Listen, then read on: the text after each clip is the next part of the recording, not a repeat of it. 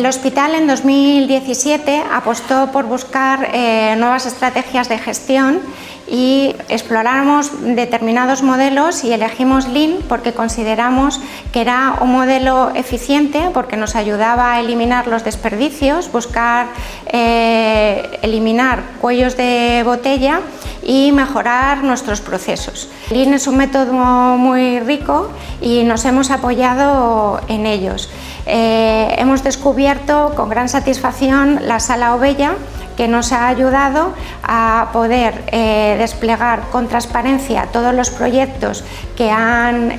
propuesto los servicios, cada uno la mejora que ha considerado, y esto nos sirve para hacer un seguimiento de la metodología, tanto de los objetivos como del A3 como de los indicadores, porque es muy importante no solo empezar los proyectos sino medirlos. Pero también la Sala Ovella es una manera de compartir proyectos entre servicios y hacer un benchmarking, es decir, otros proyectos que han hecho otros servicios los puedes implantar tú también y puede tener buenos resultados. Para nosotros este año ha sido la herramienta estrella, ya que desde 2017 ya habíamos implantado muchas otras herramientas Lean que forman parte de la cultura, como por ejemplo el 5S o el Kanban, etcétera. Y queremos seguir aprendiendo más para seguir aprendiendo nuevas herramientas y seguir con la mejora continua. El proyecto surge al darnos cuenta que había un creciente demora en la atención al paciente y que el trabajo burocrático que desarrollábamos en una consulta cada vez era mayor, con lo cual estábamos perdiendo un tiempo fundamental, ¿no?, en la atención al paciente. Y nos planteamos, por tanto, revisar el circuito asistencial en la unidad de esclerosis múltiple, o sea, todo el circuito asistencial en el manejo de un paciente con esclerosis múltiple, y para fomentar una mayor colaboración entre todos los profesionales implicados en este proceso y además optimizar, por tanto, nuestro tiempo, optimizar los recursos sanitarios y mejorar de este modo la asistencia que le vamos a dar al paciente, así como la satisfacción del propio paciente en la atención recibida. Utilizamos la herramienta de análisis del flujo de valor para generar equipos multidisciplinares que nos permitieran a nosotros abordar unas líneas de trabajo iniciales. Los equipos multidisciplinares están formados por los profesionales sanitarios implicados en la esclerosis múltiple y liderados por dos personas externas, ¿no? Un profesional de Kaizen, acostumbrado a manejar todo este tipo de metodología, y una persona del Departamento de Innovación de Novartis. Ellos eran, en la dinámica del grupo, eran los que lideraban esa dinámica y aunaban o resumían o generaban o dirigían toda esa tormenta de ideas. Empezamos a medir los tiempos, hubo una consulta de shadowing que se llama, entonces vimos que teníamos un 40% del tiempo de la consulta se empleaba en tareas burocráticas. También en la consulta de enfermería las tareas burocráticas ocupaban demasiado tiempo, que se lo restábamos en la atención al paciente, y nos planteamos que eso había que dividirlo. Eso era uno de los problemas. El otro problema era la estandarización del informe. Teníamos un informe muy estandarizado y un informe muy ágil para que otros profesionales que van a tratar al paciente con múltiple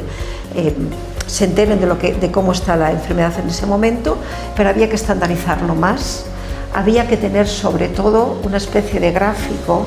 ágil que nos permitiera ver la evolución de la esclerosis múltiple, que es una enfermedad muy crónica, con un solo vistazo, de manera ágil. Aquí trabajamos sobre todo con informática y con los gestores de la historia clínica, porque necesitábamos agilizar toda esa tarea. Entonces con ellos generamos multipedidos automatizados, de tal modo que yo ahora doy a un botón y si antes utilizaba el 40% del tiempo de la consulta, ahora utilizamos entre un 5 y un 10%, y la enfermería ocurre lo mismo. Para evitar que el paciente, veíamos también que había mucha demora en los seguimientos, entonces eso lo tenemos que controlar de alguna manera. Antes lo controlábamos al modo antiguo, con múltiples Excel,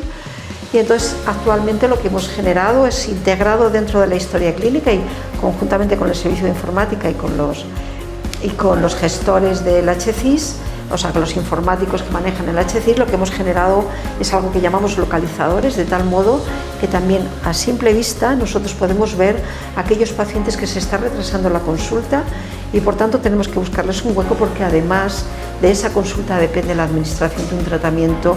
imprescindible para controlar la enfermedad del paciente. La evaluación de los resultados supone un reto en el momento actual, porque la medida de resultados muchas veces no está estandarizada y sobre todo porque resulta difíciles de medir, de obtener los resultados y de poder ser analizados.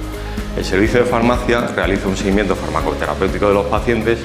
que incluye la dispensación periódica, la evaluación de interacciones, adherencia y demás. Y además supone un punto de contacto bastante frecuente con el paciente que nos ha permitido poder evaluar la posibilidad de medir los resultados que el paciente percibe.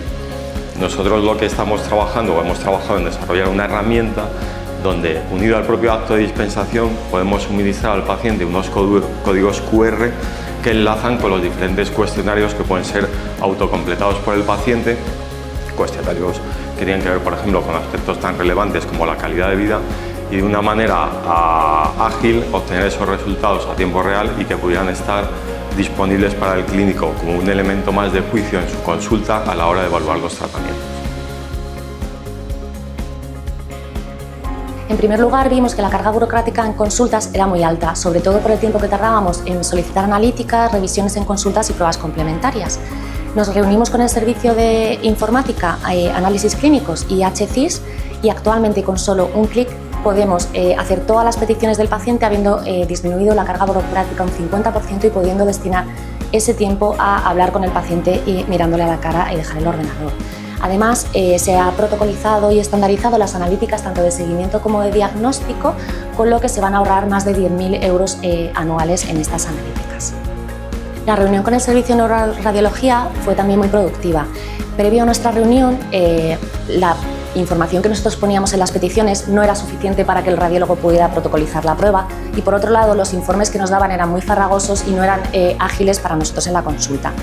Con todo ello hemos creado un protocolo tanto para las resonancias de diagnóstico como de seguimiento, viendo qué necesitamos poner nosotros para facilitarles el trabajo, qué necesitan poner ellos en los informes para facilitarnos a nosotros el trabajo y con ello reducir la carga asistencial.